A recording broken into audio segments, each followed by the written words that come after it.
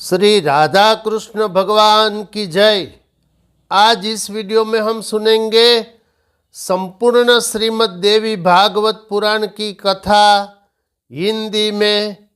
ये श्रृंखला का ये 29वां प्रवचन। ये कथा क्यों सुने? वेद व्यास ने कहा, जो मनुष्य देवी भागवत पुराण की कथा एक क्षण मात्र भी भक्ति पूर्वक सुनता है, उस मनुष्य की कभी दुर्गति नहीं होती। ये महात्म्य के प्रथम अध्याय के 25वें नंबर के श्लोक में कहा। फिर वेद व्यास कहते हैं, जो मनुष्य देवी भागवत पुराण का आधा श्लोक अथवा 1/4 श्लोक प्रतिदिन भक्ति भाव से पढ़ता है अथवा सुनता है, उस मनुष्य की परम गति होती है। ये महात्म्य के 5वें अध्याय के 92वें नंबर के श्लोक में कहा। इसलिए देवी भागवत पुराण की कथा श्रद्धा भक्ति पूर्वक प्रतिदिन सुननी चाहिए अथवा पढ़नी चाहिए। अस्तु, तो अब तक की कथा में आप लोगों ने देवी भागवत महात्म्य के 5 अध्याय और प्रथम स्कंद के 3 अध्याय के 12वें नंबर के श्लोक तक ये कथा सुनी। इस अध्याय का नाम है सूत जी द्वारा पुराणों के नाम और उनकी श्लोक संख्या का कथन, उप पुराणों तथा प्रत्येक द्वापर युग में आने वाले व्यासों का नाम। अस्तु, अब देवी भागवत पुराण के प्रथम स्कंद के 3 अध्याय के 13वें नंबर के श्लोक से आज ये कथा हम प्रारंभ करेंगे। शास्त्र कहता है,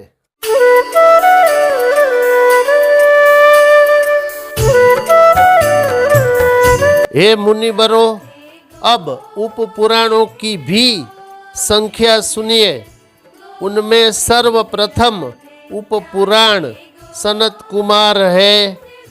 तत्पश्चात नरसिंह पुराण, नारदीय पुराण, शिव, दुर्वासा, कपिल, मनु, उष्णा, वरुण पुराण, कालिका पुराण, सांब पुराण, नंदी पुराण, सौर, पराशर, आदित्य, माहेश्वर, भागवत तथा 18वां वासिष्ठ, ये सब उप पुराण महात्माओं द्वारा बताए गए हैं।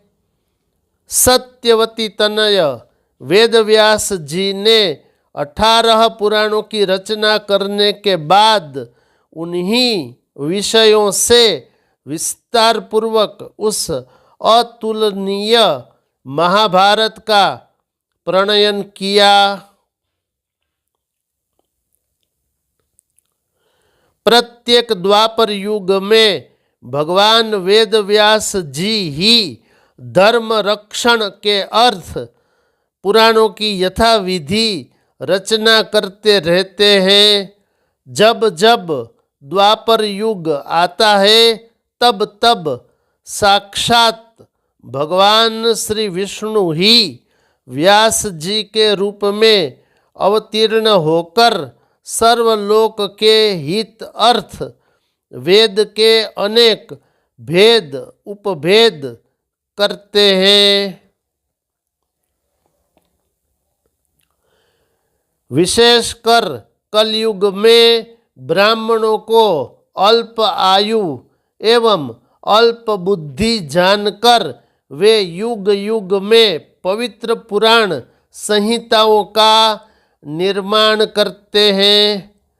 स्त्रियों, शूद्रों तथा भ्रष्ट द्विज जातियों वेद श्रवण का अधिकार नहीं रखते, इसलिए उनके कल्याण के लिए व्यास जी ने पुराणों की रचना की है। हे श्रेष्ठ मुनिगण, इस वैवस्त नामक शुभ 7वें मनवंतर के 28वें द्वापर युग में परम धर्मनिष्ठ सत्यवती पुत्र मेरे गुरु श्री वेद व्यास जी हुए और 29वें द्वापर में द्रोणी नाम के व्यास होंगे। इसके पूर्व भी 27 व्यास हो चुके हैं, जिन्होंने प्रत्येक युग में अनेक पुराण संहिताएं रची है।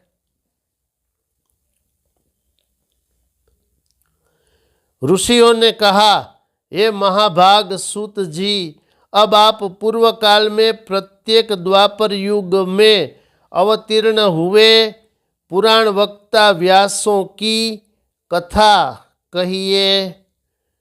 सूत जी बोले, सृष्टि के बाद सर्वप्रथम द्वापर युग में स्वयं ब्रह्मा जी ने ही व्यास के रूप में प्रकट होकर वेदों का विभाजन किया।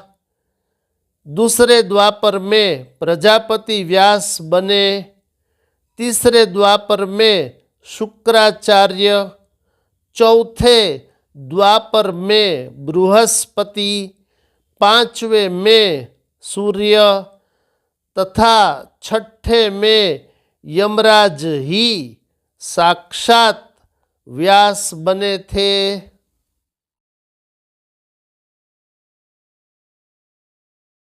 7वें द्वापर में इंद्र, 8वें में वशिष्ठ मुनि, 9वें में सारस्वत और 10वें द्वापर में त्रिधा माझी व्यास हुए। 11वें में त्रिवृष, 12वें में भरद्वाज मुनि, 13वें में अंतरिक्ष और 14वें में द्वापर में धर्मराज स्वयं व्यास बने।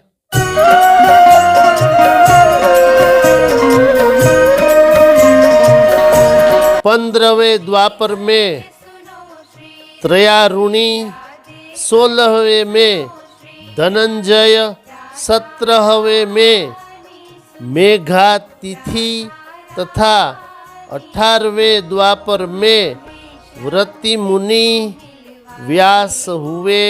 जन्म सफल करवा दे राधा रानी सुनो, राधा रानी सुनो। 19वें में अत्रि, 20वें में गौतम तथा 21वें में द्वापर में हरियात्मा उत्तम नामक व्यास कहे गए हैं। अब इस अंक में, इस वीडियो में ये कथा यहाँ तक।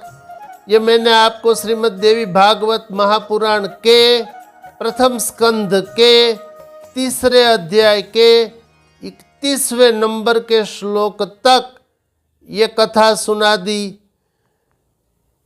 इस चैनल में दिए गए अन्य प्रवचनों को भी देखने से बहुत लाभ प्राप्त हो सकता है। मेरी प्रार्थना है अन्य वीडियो को भी आप देखिए जो इस चैनल में मैंने प्रस्तुत किए हैं, और ऐसे ही धर्मयुक्त प्रवचनों को देखने के लिए देखते रहिए मोरे श्याम चैनल। जो प्रथम बार आए हैं अथवा जिन्होंने अभी तक इस चैनल को सब्सक्राइब नहीं किया, कृपया इसे सब्सक्राइब करिए, इसे लाइक शेयर कमेंट्स भी करिए। शेष फिर कभी। बोलिए श्री राधा कृष्ण भगवान की जय।